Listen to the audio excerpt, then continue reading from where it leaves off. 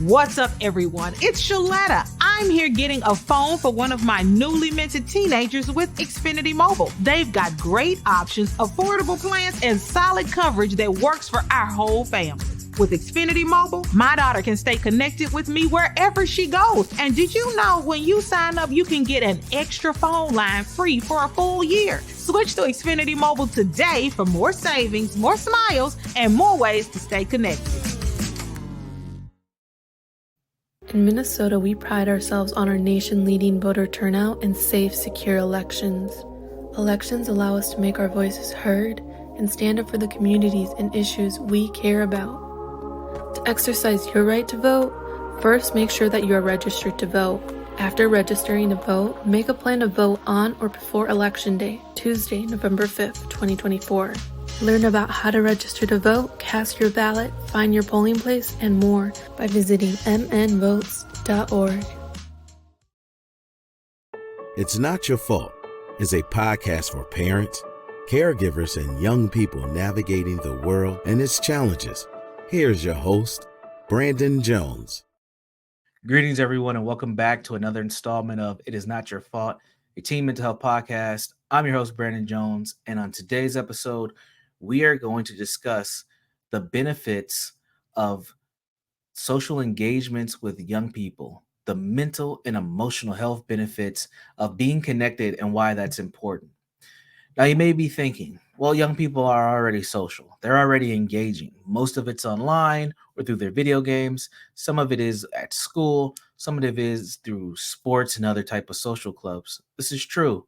However, the social engagement that young people used to have years ago has severely changed.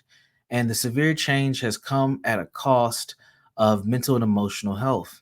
Now, a lot of people haven't made this connection, but one person who has made this connection for all humans is a man by the name of Robert Putnam, also known as Bob Putnam, who is a professor who wrote a very viral book that came out over 20 years ago, I think about 20 years ago now, called Bowling Alone. And recently, I had the privilege to watch a film that featured Robert Putnam, his work, and what he's seen over the years, and how we've got to this space and place of social isolation, and how that is having a toll on how we are as a society. So again, Robert Putnam wrote the book Bowling Alone, but in this film, it was called Join or Die. And I was invited to be a panel speaker after the film concluded. So we all watched the film in a cool movie theater here in South Minneapolis. And after that, the audience stuck around for a very engaging conversation around the need for social engagement. And this made me think, well, let me talk about this on the podcast, because I don't think that we're really considering the drastic change that has happened in the socialization with young people. So that's what we're going to discuss today. And I'm going to give some tips to encourage people, young people, and caregivers on how to engage young people in social engagement. So now you may be thinking, well, they are social, right? That's all they do is talk to each other, texting, they're sending emojis, they have little cute memes and all these things. Yes, that is true. That is true. Those things are happening. But the social dynamic, the in-person dynamic has changed. Many people point to the pandemic as one of the major causes for this taking place, the social isolation, this reduction in being able to socialize and know how to socialize. However, it doesn't just stop there. I think the pandemic really just pushed us a few years ahead of time than what we expected. The pandemic said, you know what? We were forced to, shelter in place, learn remotely, work remotely, keep social distancing, all these things. And that changed the social interaction of our really our species, our people, humans. However, we were already sliding down this slope, and we've landed in this space that we were probably going to get to anyway. And that's what Robert Putnam talks about in the film Join or Die. He has cataloged over, I think, like 25, maybe even longer, maybe 30 to 35 years of how social groups have declined, whether they were religious groups, groups that were formed over a certain interest or a hobby, groups that were formed around food or culture or whatever the case may be. there's been a steady decline on these groups over time, and that's what we're seeing with our young people. If you're in a neighborhood and there's a good chance that there may be in your neighborhood maybe 30 to 40 young people. And when I say young people, let's just say mm, 12 till 17. And there's a good chance you may not see those young people. Those young people are typically in the house on a device. And if they're not in the house and they're in an activity, they go straight, they zoom straight off to the activity and they're engaged in the activity. We don't see a lot of young people like that hanging out, having fun, and just being a part of the neighborhood. Now, they may do it at parks, they may be at a playground from time to time, but the social group element is something that is missing.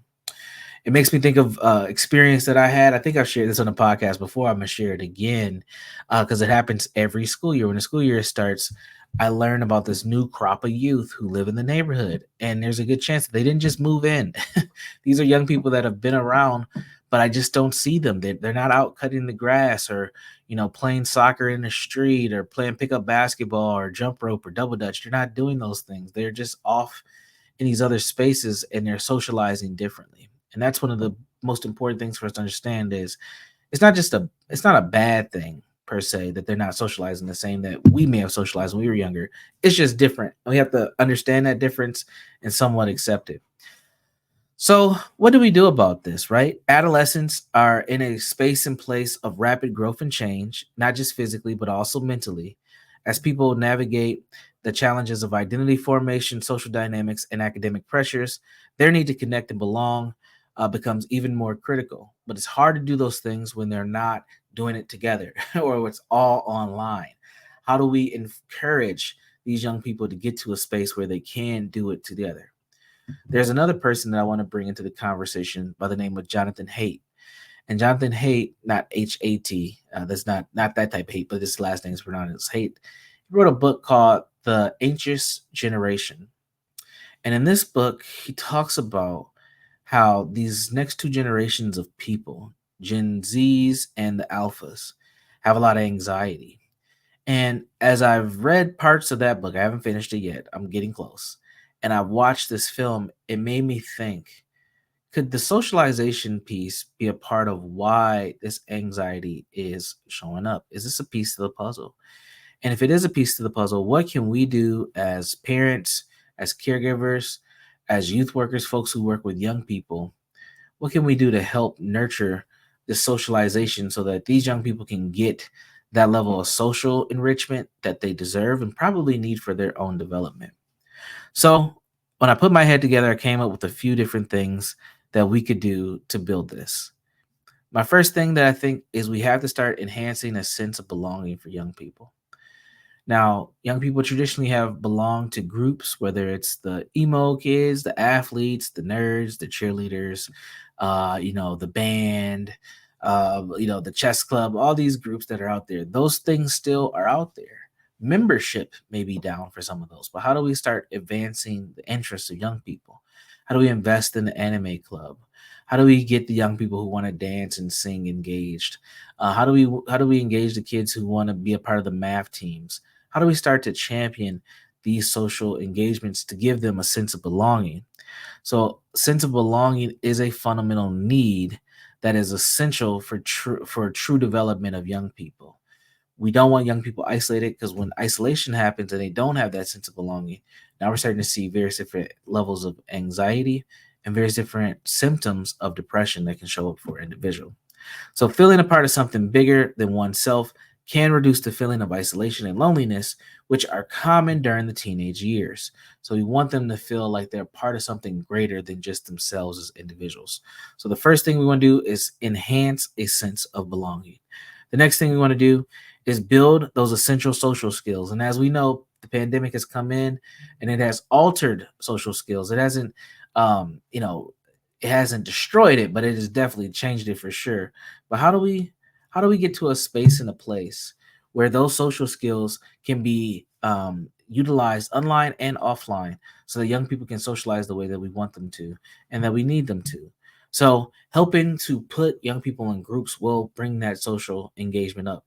One of the best ways to learn social skills is by being around people who think differently than you, who have different personas or different personalities, because of what that does is it helps you adjust how you engage with other people so that you understand where they're coming from, their perspectives. You're learning from them, they're learning from you. You're also creating boundaries, a lot of healthy habits when you're socializing with people in person. Online takes away a lot of the body language. Sometimes it can take away the tone. Things can get misconstrued through text. So there's a lot that can take place that doesn't take place online versus in person. And in person gives you a different set of social skills. So we want to definitely build those essential social skills if we can. The next thing we want to do is we want to reduce anxiety and depressive symptoms. So, of course, this is kind of the overall goal is to improve the mental health. But there's a lot of anxiety about being in person for young people and for adults, unfortunately. But that is something that we need to focus on is how do we help reduce these depressive symptoms? What do young people need? What are they communicating? What do we think that they need that they're not communicating? Because they don't know everything, right? That we may have some wisdom or some perspective that they might not have engaged in just yet. How do we offer that to help reduce their anxiety and depressive symptoms? Um, Broken record time. Hope you guys are ready. We do this on the podcast every time. Number one, foster emotional regulation. Help them manage their emotions. Help them identify words to match how they feel, so they can communicate what's going on and how they're perceiving the world. Encourage empathy and compassion. Make sure that you're being compassionate, you're understanding where people are coming from, you're empathizing with them. It doesn't mean that you're enabling or you're being super soft, but what it means is you're listening, you're offering them some voice and choice, and that you are attuned to what they need and what they're claiming is what's necessary for them to belong and to connect.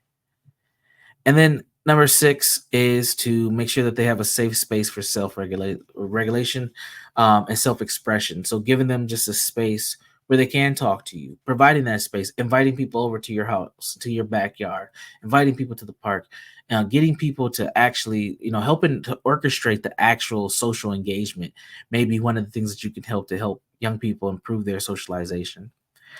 And then the last thing is promote healthy risk taking. Being in social groups can create a lot of risk for people. You have to get vulnerable. You have to go to spaces you've never been before. You have to engage with people you don't know very well. That vulnerability can create an opportunity for people to connect. Don't be afraid to encourage that. People don't have to expose everything about themselves, just enough to learn and to engage. And that's going to take some time and some intentionality, but it's definitely necessary and definitely can be done.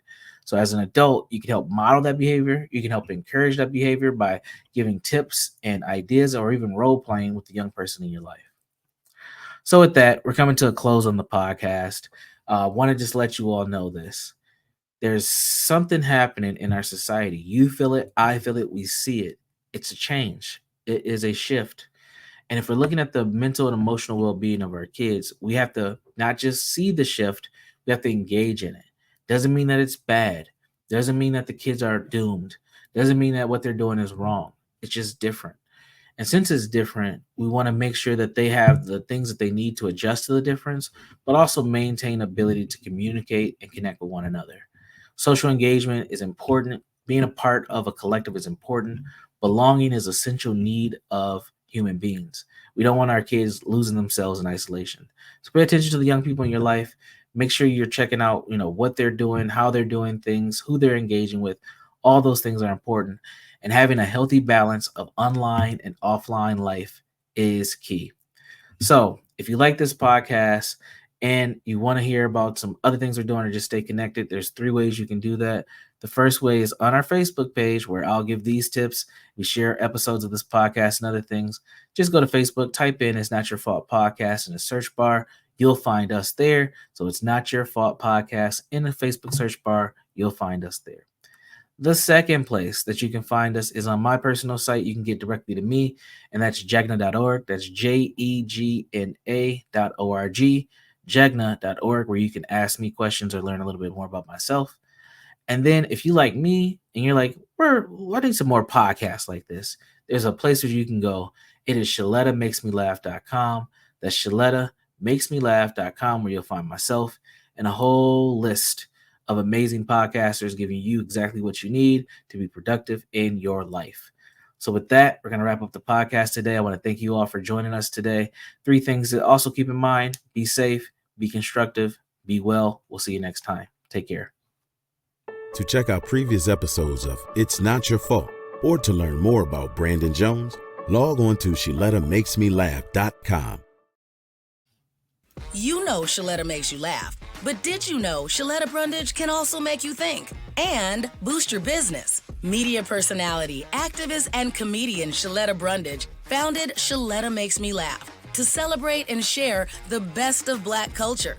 It's a podcasting platform. You can download 10 weekly podcasts hosted by African-American subject experts at ShalettaMakesMeLaugh.com or wherever you find your favorite podcasts.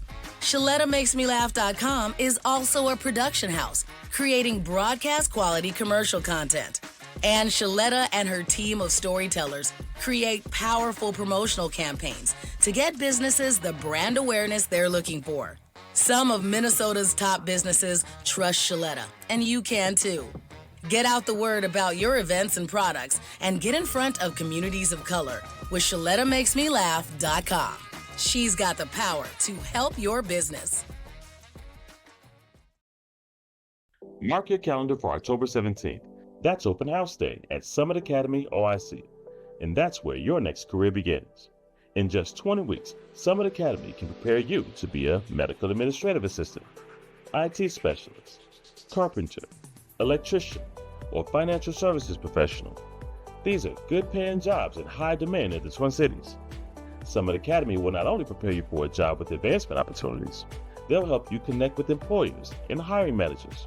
That's right, Summit Academy has a list of local employer partners ready and eager to hire Summit graduates. At the open house, you'll meet Summit instructors and staff. These incredible people will guide you through the entire process, from application to graduation. And if you're looking to earn your GED, Summit can help with that. Come to Summit Academy's open house, located at 935 Olson Memorial Highway in North Minneapolis. Find out more at saoic.org. And we'll see you October 17th from 3 to 5 p.m. COVID-19 cases are on the rise, and peak flu season is almost here. Save time and get the updated COVID-19 vaccine and your flu shot at the same time at Hy-Vee. Schedule your updated COVID-19 vaccine and flu shot online today, or just stop by any Hy-Vee pharmacy whenever it's convenient for you. No appointment necessary. Plus, when you get your flu shot at Hy-Vee, earn a 20-cent fuel saver. Your Hy-Vee pharmacy is here to help you and your family stay healthy.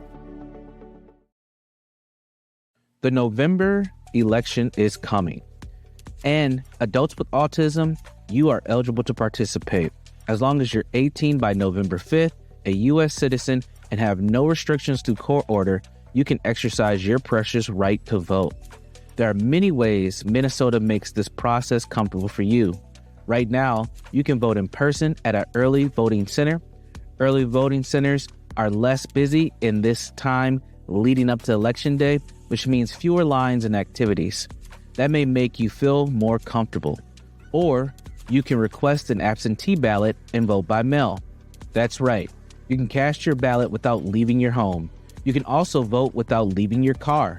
If you choose curbside voting on Election Day on November 5th, election judges will bring your ballot right to your vehicle.